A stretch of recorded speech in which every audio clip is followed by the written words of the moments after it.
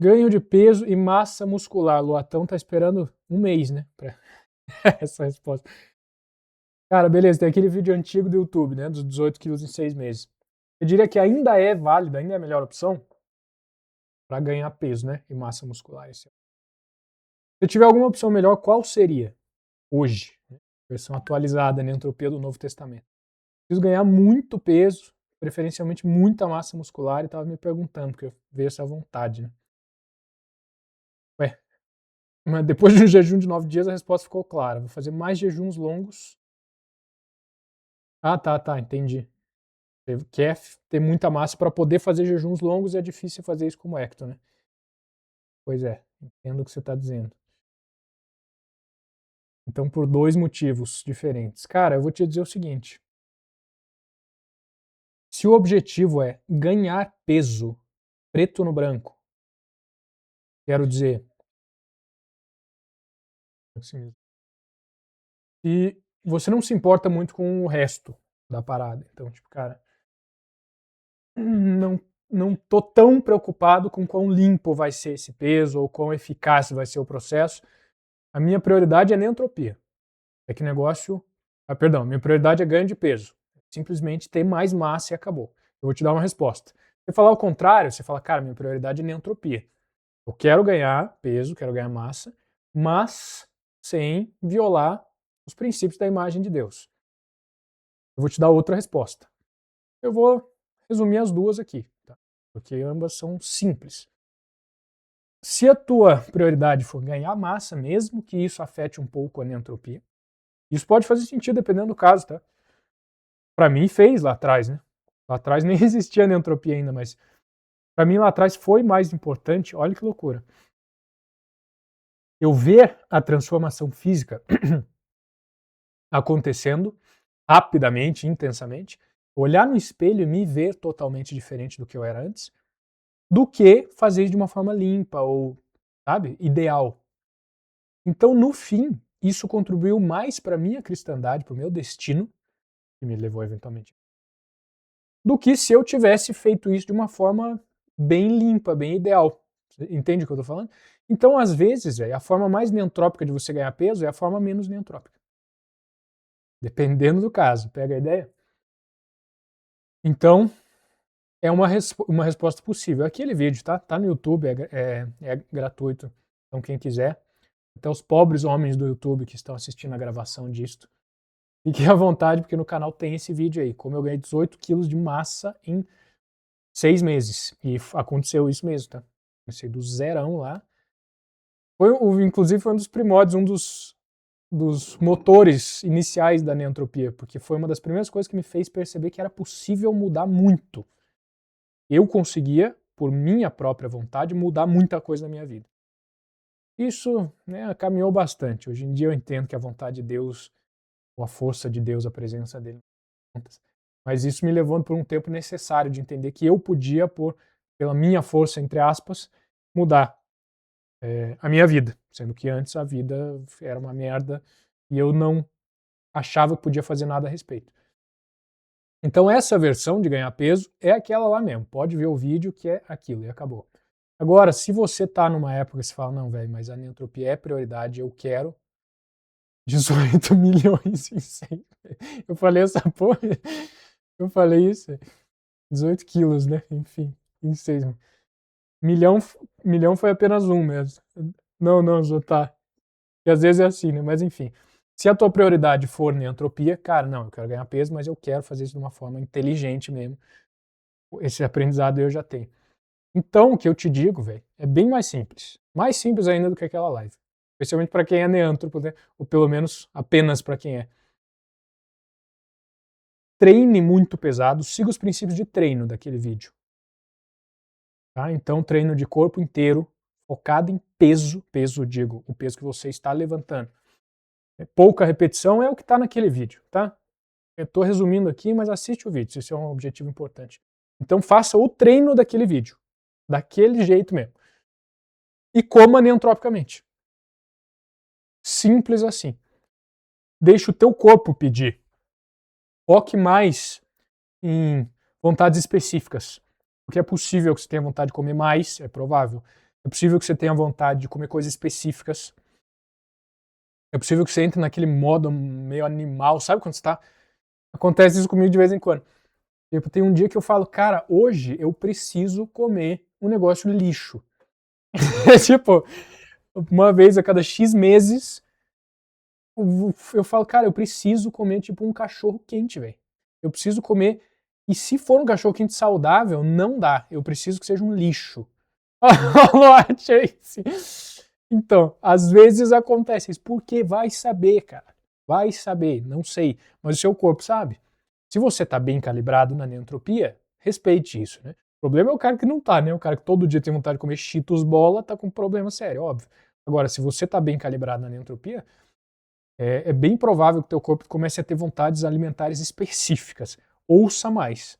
Seja mais aberto a isso nesse tempo e pronto. Isso vai ser um jeito onde possivelmente você não vai ganhar massa tão rápido.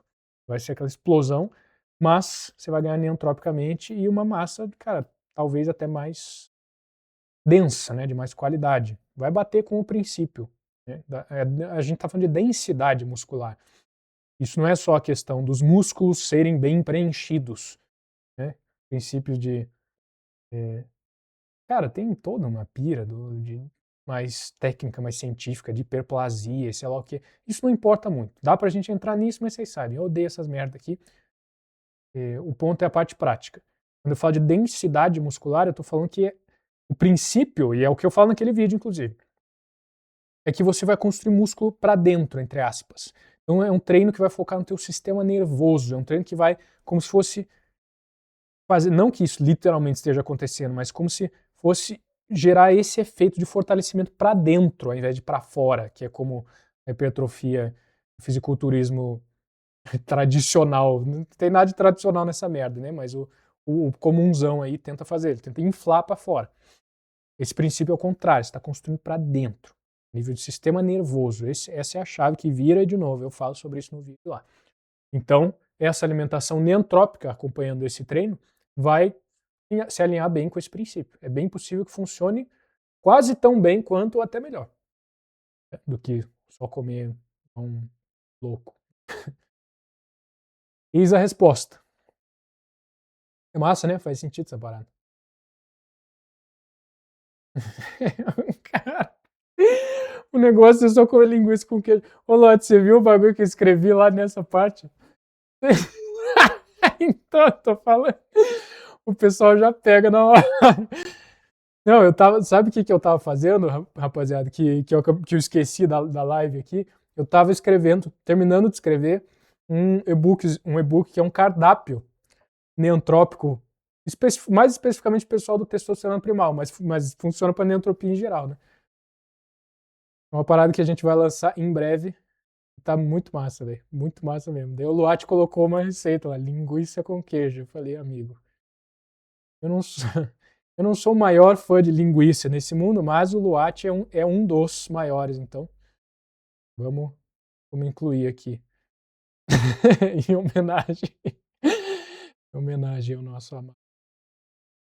Vamos lá, próxima pergunta. Dicas para o frio. Ó, veio em bom tempo, né? Voltando de uma desintoxicação aqui que eu tive. Gabriel, você pode dar umas dicas de como lidar com o frio da melhor forma possível? Além dos banhos gelados, ou de não tratar o frio como um grande problema. Penso mais em coisas como, cara, o pé fica gelado pra caralho, sabe? Tô ligado. Camadas de roupa, enfim, tecidos, né, específicos, nariz escorrendo, essas paradas, né? Esses detalhezinhos. Assim. Acredito que o Gabriel, morador do Sul, pode saber alguma coisa. Cara, te falo, tem algumas coisas para te dizer sim. Bem neantrópicas, inclusive. Uma coisa que o pessoal esqueceu totalmente, mas é uma das formas mais maravilhosas de você combater frio, véio, é lã. Lã natural, pura, de verdade. Pelego, sabe aqueles couros de carneiro? O pessoal nos restaurantezinhos começou a colocar nas cadeiras, assim, dependendo de onde você mora, né? O cara mora na Bahia, não coloca, mas pelego é aquele couro de ovelha que vem com a lã junto. Roupas de lã, tecido, lã, verdadeiro, se olha na etiqueta, tá escrito lá 100% lã. Meias, palmilhas de lã. roupa de baixo, velho. Não roupa íntima, tô falando tipo isso aqui. Ao invés de você colocar roupa por cima, coloque por baixo. É bem mais eficiente se você usar um tecido como lã. Tem outros? Tem, mas honestamente, velho, você tá querendo combater frio?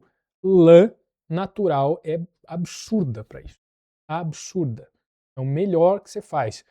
Eu uso, coloco pelego na cama, eu uso roupa de lã, uso meia de lã, isso aí, cara, faz uma diferença absurda. Absurda.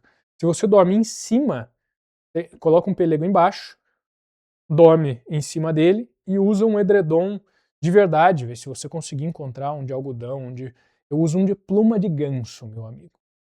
Aí é outro nível, né? Você vai pagar 3 mil reais nessa porra, mas que seja natural, sabe? Tecidos naturais já vão ajudar absurdamente, vão fazer uma diferença insana. Você vai perceber. Isso para tudo, para calor também, tá? Mas, enfim, você tá perguntando sobre o frio, eu te digo isso. Segundo ponto, cara, virou um frio. Sabe? Você tá naquele tempo que tá a temperatura legal, e de repente começou a fazer frio, cara, já vai na hora, começa a preparar chás, começa a preparar infusões, começa a fazer aquelas poções, aquele apotecário de mel cru, tá? Mel que você compra de produtor local, mel que vem naqueles potes de boca larga, né, que os caras não precisam ferver para colocar no potinho, né? Aqueles mel que vem sabe, aqueles sachêzinhos, os caras fervem para poder caber naquele tubinho. Os meles artesanais, via de regra, vêm em potes com boca larga, porque o cara não ferve nem nada, ele só tira e coloca direto, é isso que você quer. Alho, de preferência, orgânico, ou caipira, né? Ou caipira, leia-se, a porra de um alho que alguém plantou no chão, é só isso, né? Eu falo orgânico, é a gourmetização dessa parada, mas um alho raiz. Simbólica, figurativamente, né? O alho é uma raiz, mas estou falando da raiz, né? Não esses alhos de produção comercial, porque o raizão vai ser bem mais forte. Se possível, suplementos como o ativador X do Price, que até hoje eu só consegui encontrar na gringa mesmo. Quem sabe um dia a gente não tem uma versão neotrópica por aqui, mas sabe esses remédios tradicionais, velho, de gripe, coisa que vó, bisavó fazia? Todas essas paradas ajudam muito, e via de regra são coisas pesadonas. Então, cara, pega mel, é um negócio viscoso, carregado, pega alho, é um negócio que é forte pra cacete, dá aquela porrada, sabe? Tudo isso ajuda pelo próprio princípio energético que qualquer idiota entende. Mesmo motivo de canja, com caldo de osso mesmo, com bastante gordura. Cara, frio é isso, você precisa de mais energia vindo daquilo que você come. Então não só capricha mais na neantropia em si, mas essas coisas e essas coisas de roupa que eu falei, que você tem uma roupa de uma lã, de um tecido natural, é uma roupa com mais energia. É literalmente isso, fora a propriedade térmica, óbvio. Mas esse tipo de coisa que é mais porradão mesmo, cara, alho, um chá com mel, limão, gengibre, sabe? Raízes, via de regra, tem esse princípio energético de não serem tocadas pelo frio. Pega essa ideia, pega essa visão. As raízes ficam abaixo da terra, elas são naturalmente contra o frio, elas são naturalmente protegidas do frio e são naturalmente fortes, elas têm naturalmente esse lugar de estrutura, de força, de concentrar as propriedades mais intensas de seja lá qual for a planta. Então, cara, tudo que vai nessa linha, tudo que é conhecimento tradicional, ancestral, só que versão neantrópica, né? Ou seja, canja. Você já sabe disso, todo mundo sabe, uma canja no frio ajuda. Só que você não vai tomar a porra da canja lá, que infelizmente, tipo, já a geração passada já faz. Uma canja que é água com frango e arroz. Tem porra nenhuma de gordura, não tem porra nenhuma de caldo de osso, não adianta nada, velho. Não adianta nada. Então, de novo, vai fazer um chá com alho, com gengibre, mas pega um gengibre de um mercadinho de esquina lá, que é procedência lixo. O efeito vai ser, cara, metade, um terço, 10% do que se você usar uma raiz contra uma loja de orgânicos aí, velho. Essas coisas são as que mais fazem diferença, velho. Se prepare. O que mais fode, velho, e eu vivi isso agora, é você, começou frio, foda-se, vou tancar. aí você tá fudido, velho, porque depois você está fadado, via de regra, a ficar correndo atrás do prejuízo. Esses dias fiquei aqui fora, enfim, tava acontecendo uma parada, eu fiquei aqui fora de noite, pegando friagem nas costas o dia inteiro, fiquei 3 dias com dor na porra das minhas costas, tentando aquecer 10 vezes mais, tentando suplementar um aquecimento que eu não fiz na hora. Sabe? Se eu tivesse simplesmente ido lá dentro, colocado uma roupa boa, pronto, tava tranquilo. Isso é gestão energética, né? Gestão de energia, eu quero dizer. Tipo, você pode depois ficar correndo atrás de um prejuízo, mesmo que você não fique doente, mesmo que você não tenha desintoxicação, não é por isso. É que teu corpo vai rodar mais lento. É assim, o frio é assim, ele faz isso. E aí, se você não preserva uma energia que você já está carregando e vem de antes, você vai ter que gerar ela do zero depois. Não faz nenhum sentido essa porra. Então, precaução é o melhor que você faz com frio e entendendo esse princípio. Coloca energia no teu corpo. Coloca energia, toma mais sol e aproveita que no frio você consegue aguentar 10 horas de sol, né? No verão eu saio, tomo sol 3 minutos, falo que merda, né? Não aguento mais. No inverno, velho, fico ali o dia inteiro tomando sol. Então é isso, energize teu corpo. Com nutrição mesmo, muita gordura, muito caldo de osso, com essas porradas energéticas na natureza, alho, gengibre, raízes desse tipo, limão, mel, e com boas roupas, bons tecidos naturais. Esse é o principal, é o básico. Isso aí já vai ser o 80-20 que ninguém aí fora faz. Se você considerar a neantropia disso. É isso aí.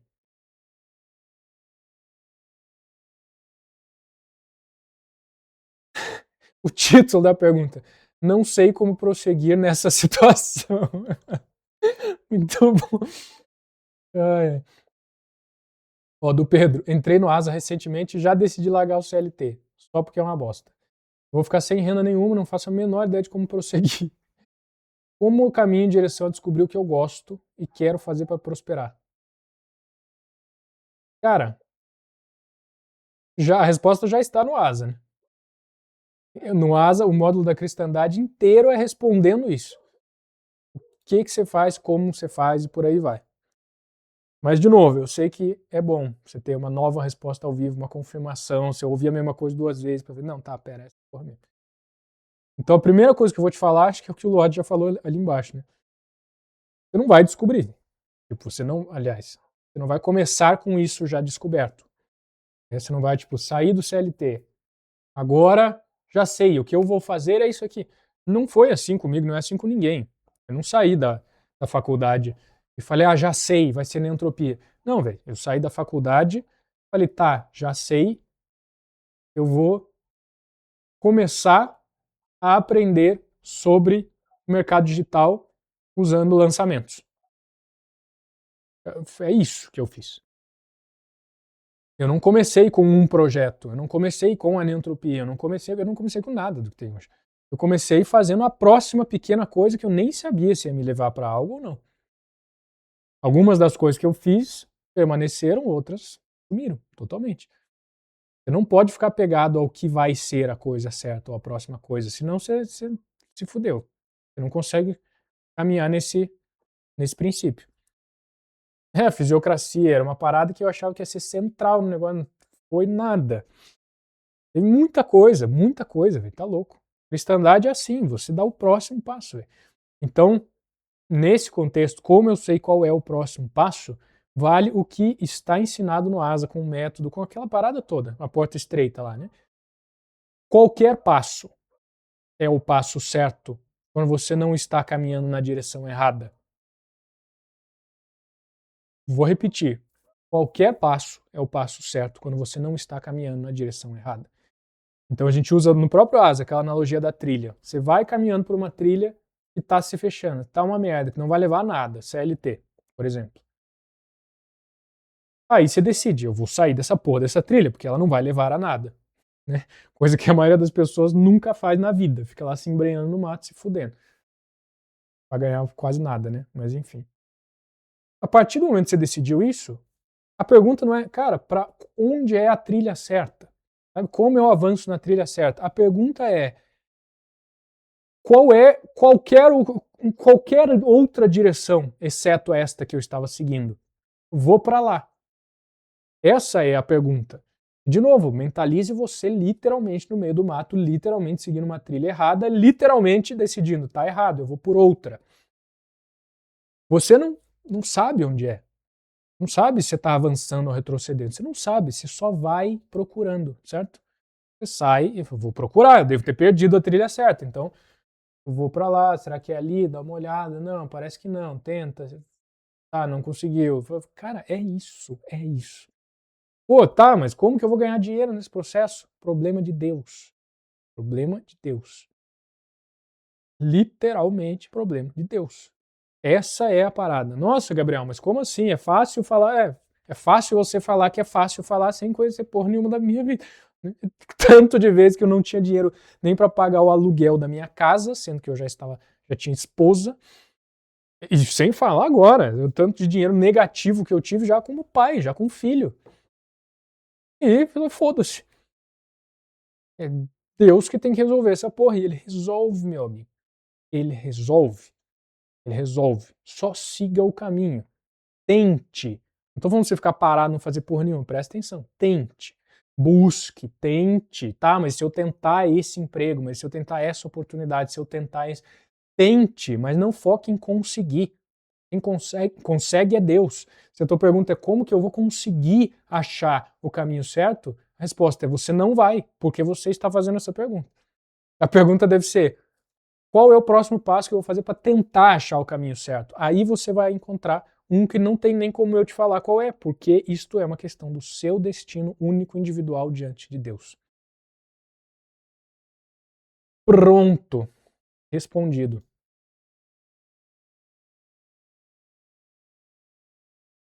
Respondido. Evento canônico. Bíblia Sagrada versus neantropia. Lá vem, lá vem. Gostaria de entender melhor como a neantropia enxerga a Bíblia. Qual é a função dela? Gostaria de saber se também tem algo na neantropia que entra em contradição com o que está escrito na Bíblia.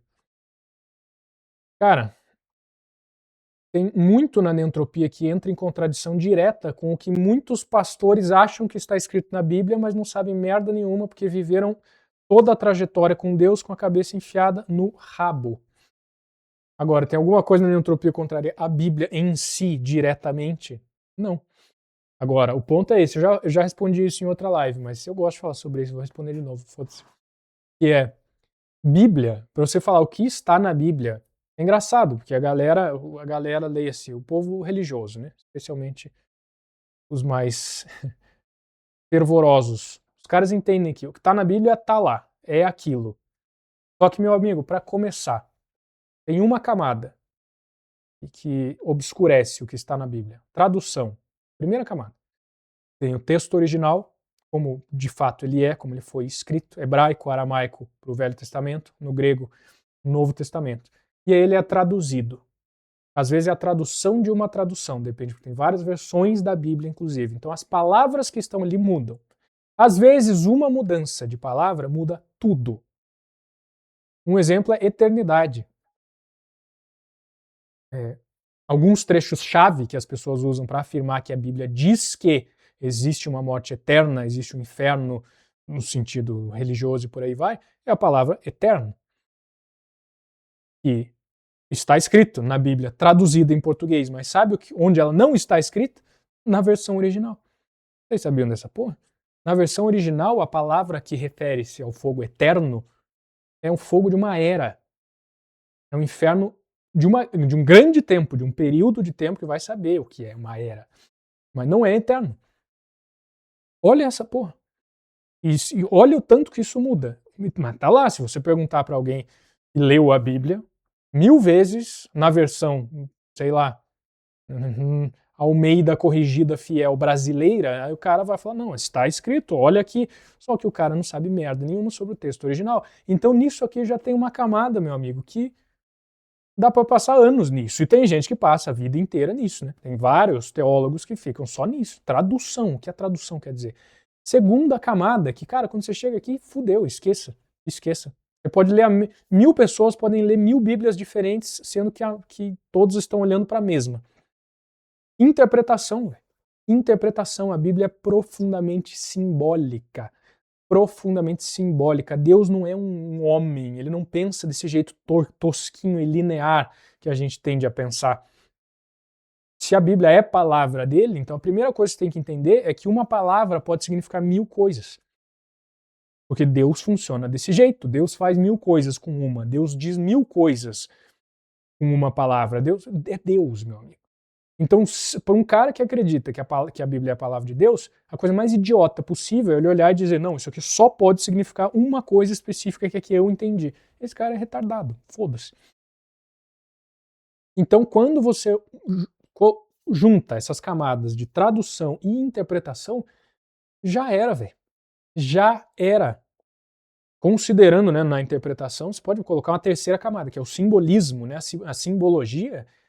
Cara, meu amigo, é muita, mas é uma margem infinita para entender coisas completamente diferentes, completamente diferentes. Qualquer um que vive uma cristandade que se preze e já se encontrou com Cristo em si, e que veio, né, de uma tradição ou acabou chegando em uma tradição religiosa, já viveu isso, velho. De Deus revela para você uma coisa, aí você lê um versículo da Bíblia que você já tinha lido 1000 vezes antes, mas aparece uma coisa completamente nova naquele versículo que você já conhecia. Isso é a coisa mais comum do mundo para quem segue a Cristo de verdade, não a porra de um pastor, não é uma merda de um clubinho religioso. É a coisa mais comum do mundo. Deus revela para você uma coisa nova, que ele já tinha dito, já estava escrito milhares de anos atrás, e talvez ele nunca tenha revelado para ninguém antes, nas mesmas palavras que milhares de pessoas já leram. Entende o que eu estou dizendo? Então, tem alguma coisa na neantropia que contraria a Bíblia? Depende de para quem você está perguntando. Para um idiota que não leva nada disso em consideração e não segue a Cristo, mas segue um clubinho religioso de merda, com certeza tem muita coisa na neantropia que contraria, sem dúvida. Se você pergunta para alguém que segue o Cordeiro por onde quer que ele vá, que ama o Senhor, seu Deus, acima de todas as coisas, especialmente acima da religião, né, que é uma das coisas que mais tende a afastar o pessoal de Deus, de fato, digo, do amor total, da entrega absoluta e não parcial a ele, aí a pessoa vai falar, cara, não, nunca vi nada na neantropia que chega nem perto de contrariar a Bíblia. Pelo contrário, tem coisas que estão muito mais profundas, muito mais próximas do que está lá na Bíblia do que eu vi a minha vida inteira. Então depende do nível de consciência da pessoa que você perguntar, do nível de entrega a Cristo da pessoa que você perguntar. Se for um pobre coitado, uma infância espiritual, a resposta é com certeza. Se for uma pessoa minimamente consciente e que coloca Deus acima da religião, a resposta é de jeito nenhum. É isto que eu digo, tá frio pra uma porra. Tá muito frio, tá soprando um vento, cara, diretamente do topo do Everest, está chegando nessa porta aqui que eu vou fechar nesse momento. Maluco, meu amigo. Vamos lá. E eu que tô com pouquíssimas roupas de frio, tenho umas 20 camadas de roupa aqui, não tá adiantando nada. Tô precisando de mais lã. Isso, um fato. Agora, né, o Pedro perguntou também qual é a função, né, como a neantropia enxerga a função da Bíblia. Cara, a Bíblia é o que toda apostila deveria ser. Pense uma apostila, sabe? Um livreto que fala da teoria de alguma coisa. O que deve ser uma apostila? Deve ser assim, ó, você vive a prática, então você está com uma apostila de, sei lá, como construir uma casa de madeira. Primeiro o que você vai fazer, você vai aprender com alguém que já construiu. Você não vai ler a apostila, porque não vai ajudar bosta nenhuma você ficar lendo um texto se você não sabe nada do que você está fazendo. Então você chega com alguém e você olha e, cara, você vê que os frutos daquela pessoa são compatíveis com o que você está buscando. Então ela constrói casas de madeira belíssimas. Massa, então eu vou aprender com essa pessoa. Daí você chega com a pessoa e a pessoa vai te ensinando. E aí, enquanto a pessoa vai te ensinando, você vai dando uma olhada na apostila. Para quê? Para aprofundar aquele conhecimento, no momento que você quer entender melhor alguma coisa. É assim. Aí você vê lá e fala, ah, tá, pô, faz sentido, entendi mais profundamente o negócio que eu já estou vivendo na prática. É assim que qualquer teoria deve funcionar. A Bíblia é teoria, amigo. Ela é um texto. A prática é a vida que está na sua frente, é a cristandade, que é seguir o caminho e acabou. Então é assim que a Bíblia deve ser usada. Para traçar esse paralelo com totalidade. Encontre uma pessoa que vive frutos que você gostaria de viver. Então, Gabriel, quer dizer que eu tenho que encontrar um pastor? Não sei, cara. Se o seu pastor é gordo, sabe? Porra. Talvez. Peraí. Volta a câmera. Talvez não é esse cara que é ideal para te ensinar sobre o que é seguir a Cristo. Esse cara é obeso. Tá? Talvez você tá pouco se fudendo para isso. Tá bom, então vai lá. O ponto é, as pessoas chegam numa porra de uma igreja, ouvem qualquer merda de qualquer pessoa que tá lá só porque o cara está lá, entende? Não porque o cara realmente falou, nossa, como este cara é incrível, aprender com ele.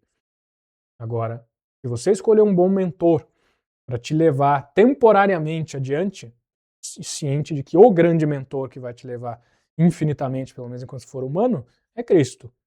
Você quer chegar num contato direto com ele. É isso que muda tudo. Isso que muda tudo. Porque aí você tem uma consciência basicamente perfeita te guiar. Mas até você chegar lá, beleza, escolha gente que te ajuda, gente que te guia. É o que eu chamo de guiança horizontal. Irmãos guiando irmãos para que você consiga olhar para cima e se encaixar com essa guiança vertical de Deus. Essa é a ideia. E aí, neste caminho, conforme você vive sua cristandade, faz a sua parte, como a gente falou agora há pouco, aí você vai pegando a Bíblia quando fizer sentido, quando quiser aprofundar em alguma coisa, quando surgir alguma mensagem para você, ou algum paralelo com a história de alguma pessoa da Bíblia, por aí vai, aí você usa a Bíblia. Aí você se aprofunda em algo. Mas não adianta nada você ficar lendo a Bíblia honestamente, velho. A não ser que seja um chamado. Você tem um chamado lá do alto. Leia a Bíblia. De cabo a rabo. Tá bom, aí você lê. Mas fora isso, eu acho uma das coisas mais burras que alguém pode fazer. Ler um monte de coisa que está escrita na Bíblia. Assim. É teoria, amigo. É uma perda de tempo do cacete. Vale 1000 vezes mais você ir lá em uma semana e se entregar totalmente ao chamado a Cristo do que você ler a Bíblia 1000 vezes. Muito mais. E aí acontece esse tipo de coisa. Eu pego e leio um versículo e eu enxergo nele algo que nenhum homem jamais enxergou, porque eu vivi coisas que nenhum homem jamais viveu em Cristo. E a palavra de Deus já retroativamente estava falando sobre aquilo só para mim naquele momento. E o mesmo vale para qualquer outro. Aí sim a Bíblia tem poder. Né? Aí sim. Não como um livro. Tipo, um livro no sentido de, vou ler a página 1, 2, 3, 4. E para a neantropia isso é insanidade. É isso que eu digo. Inclusive, outro ponto, bibliolatria. É um problema seríssimo do cristianismo moderno. Seríssimo. Para começar, os caras colocam tá na Bíblia, se não tá na Bíblia, não existe, a Bíblia é Deus. Isso os caras tiraram do cu. É de lá que os caras tiraram isso. Você quer saber a história de onde os caras chegaram nessa conclusão de que a Bíblia é tão absoluta nesse sentido? Cara, os caras tiraram isso de uma mentira que chega a ser cômica. De uma distorção porca das teses de Lutero.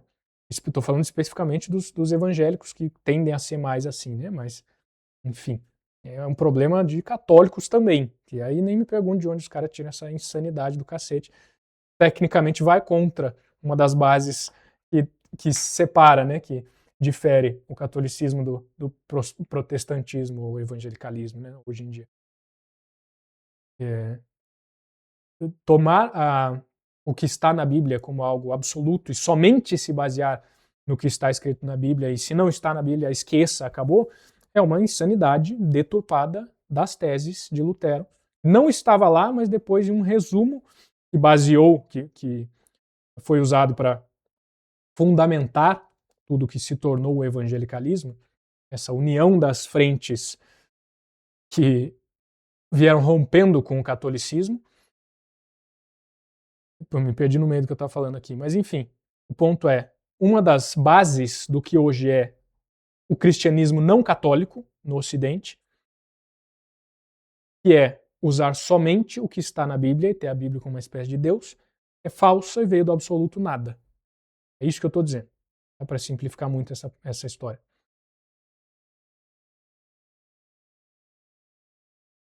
Então essa bibliolatria gera um problema óbvio de que a teoria e o que está escrito ali, e o que está traduzido ali, o que pode ser interpretado ali, torna-se um limite para o quanto a pessoa pode buscar a Deus. Porque, e eu já vi isso em conversas com evangélicos, com cristãos, que são gigantes.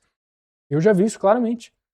Chegava em algum assunto e a pessoa, não, mas veja bem, isso não está na Bíblia.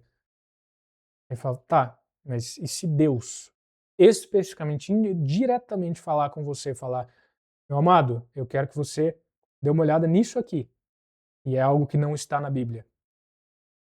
Sabe qual é a resposta da pessoa? Ah, então não é Deus.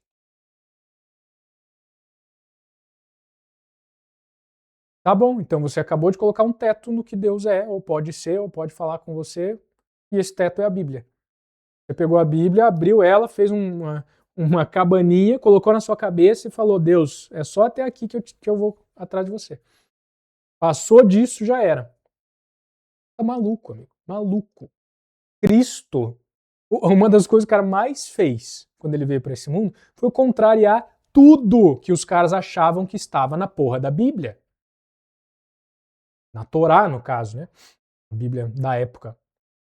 Não era só a Torá, né? Mas enfim, os escritos, os livros que os caras tinham lá, a lei e os profetas como um todo, que é basicamente a Bíblia da época, né? Assim, o Antigo Testamento. Uma das coisas que Cristo mais fez foi isso. Os mestres da lei, os caras que mais sabiam sobre o que estava na Bíblia ou não estava na Bíblia, dizendo, isso aqui não está na Bíblia, para Cristo, que dizia, para começar, foda-se, em segundo lugar, você não entendeu porra nenhuma. E você vê isso, cara, o diabo usa as escrituras para encher o saco de Jesus no deserto. Você está entendendo o que eu estou falando? Está entendendo o que eu estou falando? Se você coloca a Bíblia num altar tão absurdamente alto, tá fudido. Tá fudido, porque o capeta vai te convencer de alguma coisa só porque tem algo escrito lá. E você vai falar, nossa, é verdade, usando a sua razão, isso está na Bíblia. Então o que o capeta tá falando aqui para mim tá certo. Mas se Deus vier e falar uma coisa que não está lá, ou me parece que não está lá, então eu não ouço. Aí eu vou dizer, Deus, desculpe, mas não é o Senhor. Aí Deus fala, tá, me perdoe, eu vou prestar mais atenção na próxima vez que eu quiser falar alguma coisa para você, eu vou escrever na Bíblia, ao invés de falar diretamente para o meu filho. Né? Entende o que eu estou dizendo? Então, isso cara, é central, é fundamental. Os verificadores de fatos, exato. A Bíblia vira um verificador de fato da espiritualidade, do caminho. Você tá louco, cara. É uma das coisas mais engraçadas. Tem umas coisas que eu acho engraçado.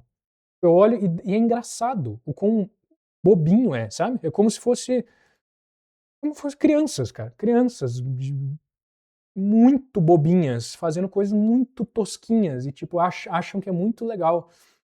Não, olha só, mas é que não tá na Bíblia. Cara, você tem tipo 2 anos espiritualmente falando. Consciência desse tamanho. Caralho, já passou da hora, velho. Passou muito da hora da humanidade ter. Tá muito além disso. Muito. Pouco. Mas enfim. Esto. Visão, você consegue trazer uma água pra mim, por favor? Aproveitando, nossa amada acabou de chegar. Manter o fogo aceso por motivos elevados. Sim, o motivo elevado no momento é o frio. Eu tô. Eu preciso comprar mais lenha, inclusive, para manter o fogo aceso. Vamos lá, ó, tem uma paredinha aqui. Do Luatão, sempre fui muito competitivo. Quando sinto que minha posição tá segura, eu relaxo e não trabalho tanto. Mas se existe alguma competição ali, cara, eu destruo tudo, dou tudo de mim. Só que a competição tem que ser real, não dá pra eu ficar fingindo, né? Simulando alguma coisa para me motivar. Antes, quando alguém me perguntava da minha rotina, Eu dizia que acordava às 5 da manhã, ia trabalhar, malhar e tinha orgulho disso. Quando algum cliente pedia uma coisa difícil pra caralho, eu fazia muito rápido, com qualidade. O cara falava, cara, como assim? Como você fez isso? Hoje em dia os caras me perguntam se eu usei IA, porque é impossível fazer isso. Mas sem motivo claro isso não acontece. Tipo, eu preciso de uma competição real para eu conseguir ativar esse fogo. Eu me pergunto se isso tem a ver com fogo só existir quando ele destrói, quando ele consome algo. Quando não tem lenha, não tem fogo, né? Em competição não tem guerra. A pergunta é como que eu posso usar essa força competitiva, arquetípica, de forma nobre e produtiva sem ficar dependendo de comparação externa? Como que eu encontro uma forma elevada de manter esse fogo aceso mesmo sem inimigos? Cara, porra, que é o Loate, né? Vamos fazer o quê? Vamos fazer o quê? Nível altíssimo. Cara, para eu não te dar uma resposta da minha cabeça, deixa eu silenciar um pouco. Não quero falar qualquer bobagem só para preencher espaço, não. Eu vou até pausar a gravação pro YouTube. Tá, vou te dizer uma coisa que me vem no coração. Eu não sei nem o que eu vou te falar, tá? Só me vem uma imagem, eu vou começar a falar e vão sair coisas na minha boca. Daí você vê se faz sentido. Isso faz sentido. A diferença entre uma fogueira e um fogo de altar é que a fogueira é baseada na função crua, bruta que ela tem e depende, sim, de lenha, depende de. Tipo, tem que ser noite, né? Você não vai acender uma fogueira de dia, porque qual que é a lógica dessa porra? Você não vai acender uma fogueira se tiver calor, não tem sentido nisso também.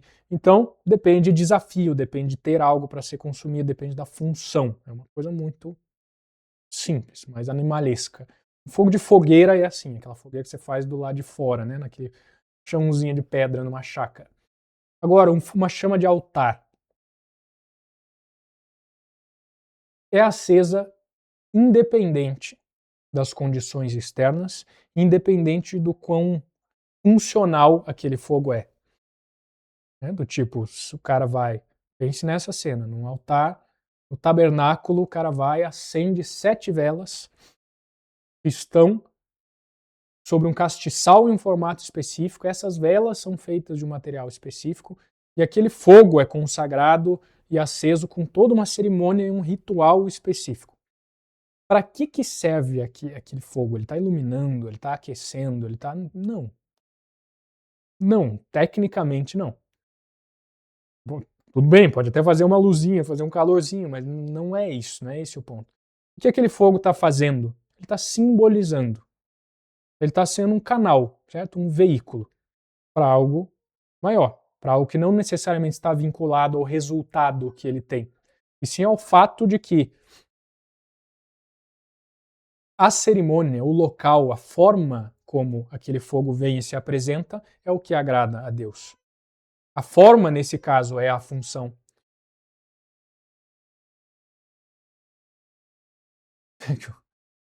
Meu filho tá chorandinho ali, tá. Acho que tá dando boa. Eu ia pedir pra ela levar ele mais. Então, você pede pra ela ali, Davizão, por favor, pra levar o cerealzinho mais pra lá. Tá me desconcentrando aqui. Então, o que separa talvez um guerreiro de um general, um guerreiro de um rei, né? Por aí vai. Esse fogo, esse masculino de cara que começa como guerra, começa com competição, começa com, cara, eu quero destruir, quero fazer um negócio que funciona, quero apresentar resultado, né? Para depois estar ali, ainda está ali. Se não há chama, não há mais nada, né? Para um homem, o fogo ele é primordial. Mas este fogo está controlado, ele é nobre, ele é elegante, ele é aceso não necessariamente para, sabe, ser impressionante ou explosivo ou nada assim, mas sim para servir a algo que é mais profundo, que é mais elevado. Ele é controlado, existe um sacrifício aqui. Isso eu falo como pai. tá? Porque você passa muito por isso quando você vai de homem, solteiro ou até mesmo casado para pai. É uma ida de fogo para a terra.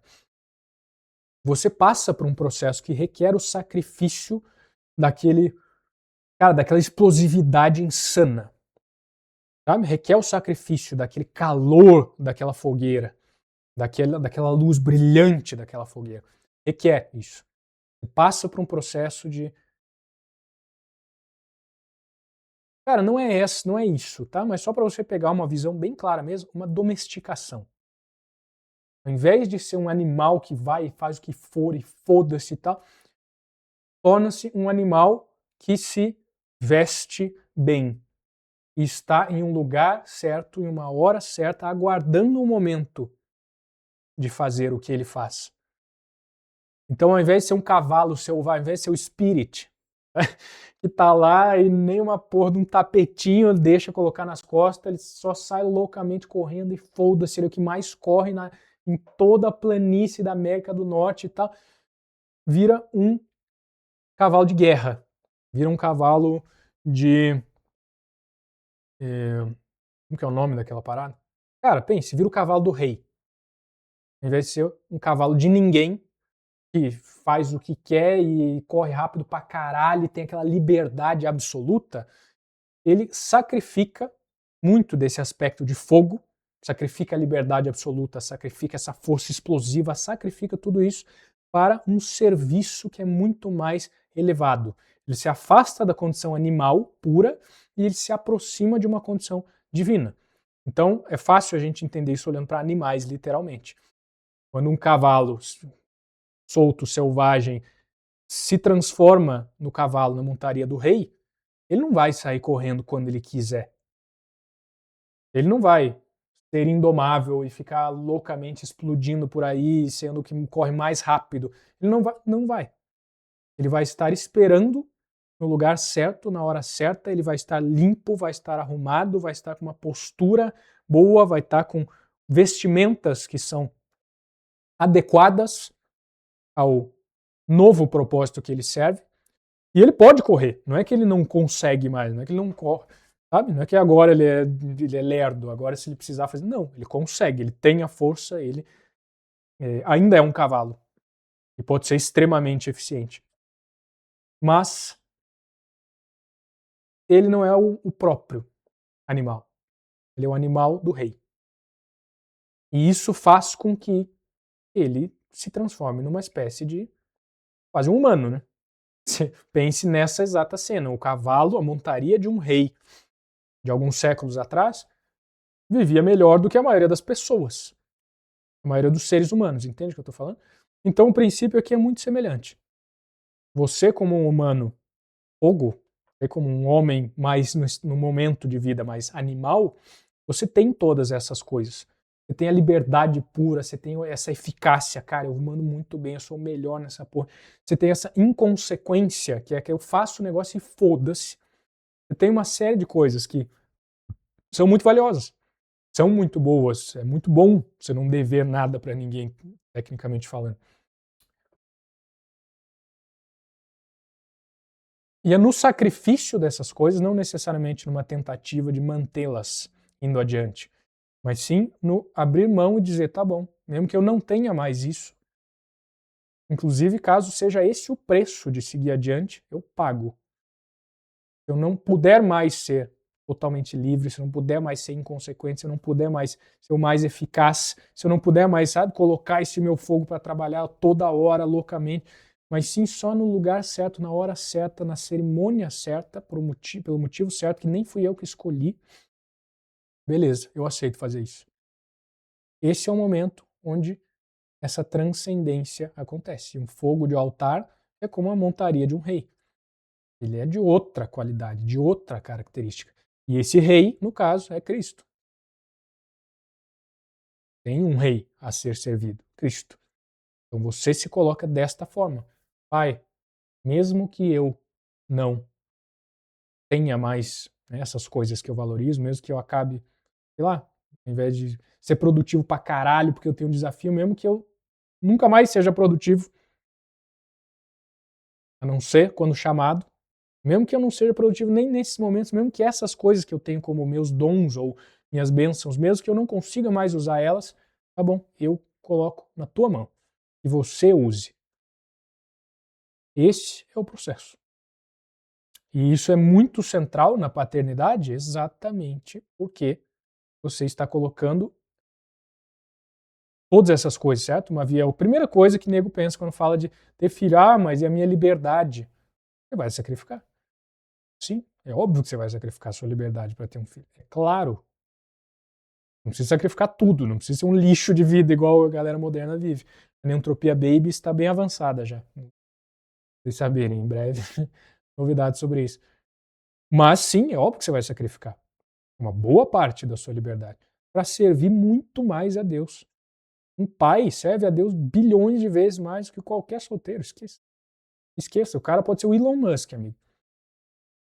Agora, se o cara foi pai, é uma vida nova, entende? O que vale mais? A Tesla, mais a SpaceX, mais todas as coisas que o Elon Musk fez na história da humanidade, uma vida, um filho de Deus novo que está ali no mundo. Claro que isso também é relativo. Né? Se for um pai que está pouco se fudendo, tá? Claro que tem essas questões. O que eu quero dizer é, a paternidade em si traz uma elevação tão automática, tão inerente, tá? Traz uma unção tão poderosa e gera um fruto tão absurdo que, sabe, instantaneamente supera as maiores empreitadas humanas que precedem a paternidade em si. Muito mais no caso da maternidade. Então é meio que esse o princípio dessa parada.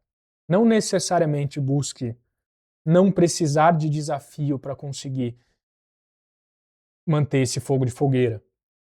Né? Busque, tipo, tá, como que eu sou um fogo de fogueira útil sem precisar de frio, sem precisar de escuro?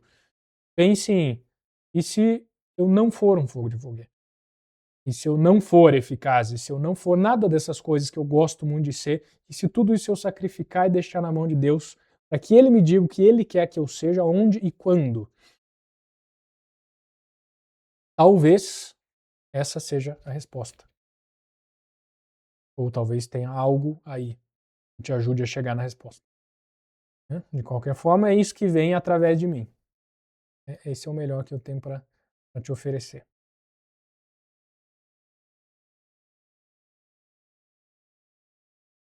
É isto.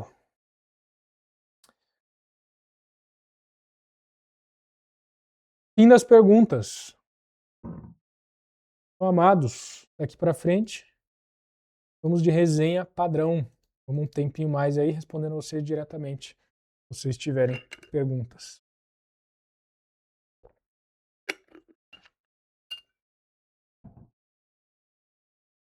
De onde está vindo as perguntas que ele está respondendo? Do pessoal do Asa. Tá? Quem é do Asa ganha um upgrade no clã. É simples assim. É elitismo mesmo, tá? Só caso isso não esteja claro. É elitismo mesmo. E também porque, enfim, os caras do Asa pagaram mais caro, né? Direito a mais. A uma entrega maior. Então o pessoal do Asa pode botar as perguntas num canal apenas para alunos do Asa. O pessoal que tem o nome prateado aí é do Asa. Lá tá explicado tudo lá, né? Como tem aquele canal como funciona.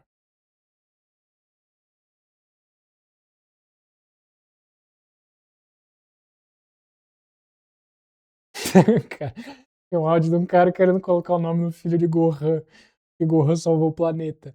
A mulher fica chorando e perguntando, me mostre na Bíblia. Eu quero, eu quero. Se achar isso aí, me passa. Mas quando que Gohan salvou o planeta, velho?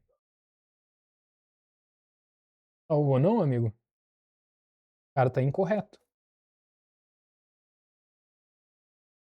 O Gohan não salvou não, velho. Nunca salvou. A não sei que esteja naquelas merda de Dragon Ball Super. Isso aí, meu amigo, é coisa de gay, velho. Desculpe, mas uma afirmação absoluta. Isso é uma máxima da neantropia. Tá? Dragon Ball Super é coisa de gay. No Dragon Ball, no Z, o Gohan só cagava o bagulho, né, velho? Na saga Cell, cagou o bagulho, quase destruiu tudo. O Majin Buu também, mesma coisa. Não lembro do Gohan salvando o mundo, não. Ô, Luati, pra mim essa pergunta foi a primeira, né? Começou agora, vou precisar refletir bastante. Pois é, imaginei. Só pelo silêncio, né? Porque uma hora respondendo ninguém comentou nada. Eu falei, essa aqui bateu. Mas de novo, isso é o que, né, o que Deus tem pra você através de mim. Não tô dizendo, é isso. É visto como uma peça aí, né? O cara, a conversa ficou bem profunda depois dela, não sei nem o que eu vou perguntar. Foi o Gohan que matou o Cell. Não, velho, Gohan, ele ia matar, aí ele ficou brincando lá, enrolando, aí o Cell inflou e explodiu o planeta. Lembra dessa porra? E explodiu o planeta, exato. Daí o Goku chegou, teletransportou o Cell junto com ele para outro planeta. O Cell explodiu, o Goku morreu por causa disso, ficou tipo 7 anos morto. Tanto que ele cresceu, né? Aquele intervalo até a saga do Buu, ele, tipo, os caras não tem pai, porque o Goku morreu, tá ligado? E aí depois o Goku vem em espírito lá pra ajudar o Gohan no último Kamehameha que ele dá lá, que já tá tudo fodido. Então, né? Tecnicamente o cara destruiu o planeta, né? Tecnicamente falando. Ele explodiu junto com. Ah, não, velho, pô. Tá bom, né? É equilíbrio. A gente vai daquela última resposta que eu dei para uma revisão dos grandes atos de Gohan. É importante, pô. É importante. Não, velho, esse Dragon Ball Super. Eu tô pensando no título desse negócio no YouTube já. Tipo, fogo de altar, vírgula. Gohan salvou o planeta ou não? Yes. Não, esse Dragon. Tipo, essa gravação não gravou por do áudio lá, mas tinha uma que tava escrito Deus é o Kenan no título. Infelizmente eu não consegui soltar. Mas essa tá gravando áudio. Dragon Ball Super, eu lembro disso, velho. Eu fui cara, com meus amigos na época, assistir o primeiro filme que lançou dessa porra, no cinema. Tipo, fazia 20 anos que não tinha nada de Dragon Ball, daí ia ter de novo. Os caras lançaram um filme. Eu fui no cinema com geral. Não, era o filme daquele coelho viado lá. Tá louco? Ah, velho. Zero respeito. Não dá. Aqui eu saí. A gente assistiu aquela porra. Assim, incredulidade absoluta. Olhando, que merda é essa? Que negócio gay, velho. Tipo, é tudo gayzinho e. Sabe aquela queda de qualidade? Tipo, assiste Rei Leão 1. Aí assiste Rei Leão 2. Olha a queda de qualidade. Sabe? Tipo, a qualidade nutricional do negócio. Você vê o traço, é porco. É tudo porco, mano. Sabe? Os caras gastaram, tipo, 10% do tempo, da energia, do dinheiro. Você já vê na hora, assim. Mesma coisa, você começou o filme, você fala, meu, que traço bosta. Que bosta, velho. Começa já é uma merda. Aí, nossa, velho, a historinha de gay, o Goku tudo gay, e os caras tudo gay, velho.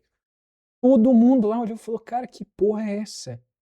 Que caralho é esse, meu amigo? Acho que a gente saiu no meio, sei lá, velho, nem lembro dessa porra. Eu só falei, tá bom, acabou Dragon Ball, esqueça. É isso aí, tudo certo, valeu a pena.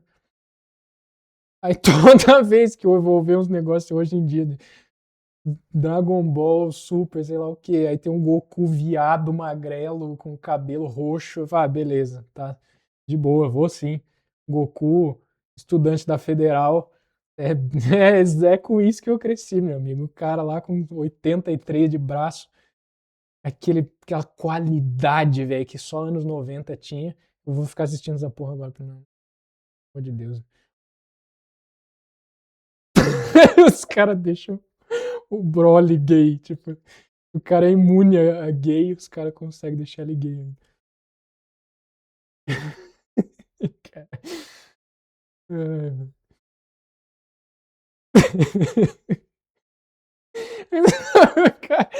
Cara, não tô conseguindo, não tá dando pra perguntar. A energia está muito confusa. Cara, amigo, não sei o que está acontecendo. Melhor encerrar por hoje. Estou perplexo nos dois extremos, né? Ai, velho. Muito bom. Eu vou até aproveitar, eu vou encerrar a gravação pro YouTube aqui. Encerra essa porra, sempre esqueço.